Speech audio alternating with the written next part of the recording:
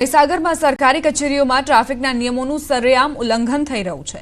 News 18 ગુજરાતીની team દ્વારા લુણાવાડા ખાતે જિલ્લાની મુખ્ય કચેરીઓમાં રિયાલિટી ચેક કરાયું। જિલ્લા પંચાયત કચેરી અને જિલ્લા સેવા સદન કચેરીની બહાર મોટાભાગના વાહન ચાલકો નિયમો તોડતા નજરે પડ્યા હતા। મોટી સંખ્યામાં વાહન ચાલકો હેલ્મેટ વગર અને સીટ બેલ્ટ વગર નજરે પડ્યા। અમારા સંવાદદાતાએ નિયમ તોડતા કર્મચારી અને અરજદારોને સવાલ કરતા તમામના બહાના જોવા મળ્યા। ટ્રાફિકના નિયમનું પાલન થતું નથી। આપ અરજદાર છો કે કર્મચારી છો? અમે કર્મચારી છીએ। કઈ શાખામાં નોકરી કરો? અહીંયા છે જિલ્લા પંચાયતમાં ખેતીવાડીમાં। આપે સીટ બેલ્ટ નહીં પહેર્યું, ટ્રાફિકના નિયમનું પાલન નથી કર્યું। હા, એક કર્મચારી અને સરકારી નિયમોનું પાલન કેટલું યોગ્ય કહી શકાય? બરાબર છે, પણ અમે અહીંયા જ રહીએ છીએ, લુણાવાડાથી સામેથી જઈએ છીએ, નજીકમાંથી। શું નામ છે તમારું? કોણ નામ તો કહો? લાઈવ છે। શું નામ છે આપનું? સચિન। સરનેમ? સચિનભાઈ માછી। અને શેમાં નોકરી કરો? અહીંયા પંચાયતમાં। બિલકુલથી આ કર્મચારી છે, પરંતુ સીટ બેલ્ટ નથી પહેરે તો કેટલાક પાલન પણ કરતા હોય છે। દ્રશ્યોમાં જોઈ શકો છો કે અન્ય એક ગાડી છે। શું કહેશો? અરજદાર છો આપ? શું કહેશો? અરે નીચે આવો ને। હા, અરજદાર છો કર્મચારી છો? કર્મચારી। શેમાં નોકરી કરો? હું અંદાજે પુરવઠામાં છું। સીટ બેલ્ટ નથી પહેર્યો, આપ કર્મચારી છો અને ટ્રાફિકના નિયમનું પાલન નથી કરી શકતા, કેટલું યોગ્ય કહી શકાય? શું નામ આપનું? વિક્રમ છે। કેટલું યોગ્ય કહી શકાય એ તો કહો? ખરેખર પાલન કરવું જોઈએ કે ના કરવું જોઈએ? નિયમોનું પાલન કરતા નથી। ત્યારે અન્ય એક અરજદાર છે કે નિયમ અત્યારે હેલ્મેટ પહેરીને આવે છે।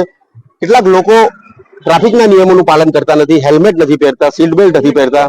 પાલન કરવું જોઈએ કે યોગ્ય છે કે ના કરવું જોઈએ? શું કહેશો? ટ્રાફિકના નિયમોનું ટોટલી પાલન કરવું જોઈએ। સીટ બેલ્ટ અને હેલ્મેટ એ આપણી સેફટી માટે ફરજિયાત પહેરવું જોઈએ। જે બિલકુલથી આ છે અરજદાર કે જેઓ પાલન કરી રહ્યા છે ટ્રાફિકનું। ત્યારે કેટલાક લોકો છે તે અહીંયા આ કેમેરો દેખીને જ ભાગી રહ્યા છે। નથી પહેર્યું। કેમ નથી પહેર્યું? નથી પહેર્યું આજે, ઉતાવળ રહી ગઈ એટલે આજે જ નથી પહેર્યું કે ભાઈ? આજે જ નથી પહેર્યું। કયા ખાતામાં? ડીઆરડીએ। હેલ્મેટ નથી પહેર્યું, ટ્રાફિકના નિયમોનું ઉલ્લંઘન થઈ રહ્યું છે। એક કર્મચારી છો આપ અને ટ્રાફિકના નિયમો નથી પાળી રહ્યા, શું કહેશો? કશું જ કેવું નથી। કેમ પણ? એ નજીકમાંથી જવાનું થાય 500 મીટરમાંથી, એટલે હેલ્મેટ નથી પહેરી। હાલ અરજદારો અને કર્મચારીઓ બતાવી રહ્યા છે, ત્યારે સરેઆમ ટ્રાફિકના નિયમોનું ઉલ્લંઘન અહીંયા થતું જોવા મળી રહ્યું છે। નીતેશ ભાટિયા, ન્યૂઝ 18 ગુજરાતીમાં ઈસાગર। સુપ્રસિદ્ધ યાત્રાધામ ડાકોરમાં ફાગણ ઉત્સવને લઈને ભક્તોનું ઘોડાપુર ઉમટ્યું। રસ્તામાં અનેક સેવાકીય સંસ્થાઓ દ્વારા સેવા કેમ્પનું આયોજન કરાયું છે। મહેમદાવાદના કેસરામાં બાલાજી મંદિર દ્વારા કેમ્પનું આયોજન કરાયું છે।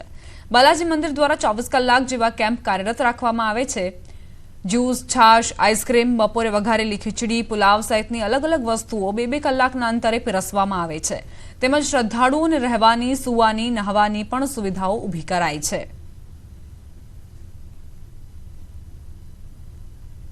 સુપ્રસિદ્ધ યાત્રાધામ ડાકોરમાં ફાગણ ઉત્સવની અત્યારથી ઉજવણી ચાલુ થઈ ગઈ છે। આજે જે પ્રકાર તમે જોઈ રહ્યા છો, અત્યારે હાલમાં અહીં આગળ સેવા કેમ્પોનો લાભ જે પદયાત્રાઓ છે તે લઈ રહ્યા છે। મહત્વની વાત કરવામાં આવે તો અંદાજિત અમદાવાદ સહિત ગુજરાતભરમાંથી લાખો ભક્તો ડાકોર તરફ પ્રયાણ કરતા હોય છે। ત્યારે અહીં આગળ જે બાલાજી કેસરમાં છે ત્યાં આગળ આ સેવા કેમ્પનું આયોજન કર્યું છે। સેવા કેમ્પના એના જે ટ્રસ્ટી છે આપણી સાથે જોડાયા છે। શું નામ તમારું અને કેવા પ્રકારનું આયોજન?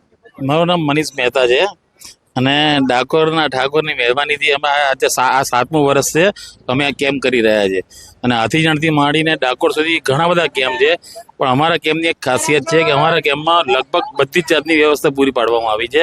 ચા નાસ્તો, જમવાનું, સુવાનું, બેસવાનું, કુલર, પંખા, charging points plus latrine, bathroom ને નાહવાની તમામ સગવડો આ કેમ્પમાં રાખવામાં આવેલી છે। કેવી મજા આવે છે સેવા કરવાની? મજા આવે છે। અમારી બેન અમને સેવા આલવાનું કહે છે, અમને આલીએ છે, અમને મજા બહુ આવે છે। એવું છે? કેટલા ભક્તો આગળ આવતા હશે? ફક્ત તો હજારો ભક્તો આવતા હશે। ચોક્કસથી બિલકુલ અહીં આગળ જે સેવા કરવા આવતા લોકોમાં પણ ઘણો આનંદ છે। અન્ય પણ બહેનો છે એમની સાથે વાત કરીશું। જી બિલકુલ, જે પ્રકારે શું નામ તમારું? માયાબેન પટેલ। માયાબેન, ખીચડી વઘારેલી ગરમ ગરમ વેચી રહ્યા છો, શું કહેશો? બસ મજા આવે છે ખીચડી વેચવાની, બધાને ખવડાવવાની ખુશીથી। જે પદયાત્રીઓ છે ત્યાં આગળ આવી રહ્યા છે ને તેઓ અહીંયા આગળ જે ભોજન પ્રસાદીનો પણ લાભ લઈ રહ્યા છે। એટલે કહી શકાય એ સમગ્ર જે રૂટ છે તે અત્યારે ડાકોરના ઠાકોર જય રણછોડ માખણ ચોરના નાદથી ગુંજી ઉઠ્યો છે। ઉમંગ પટેલ।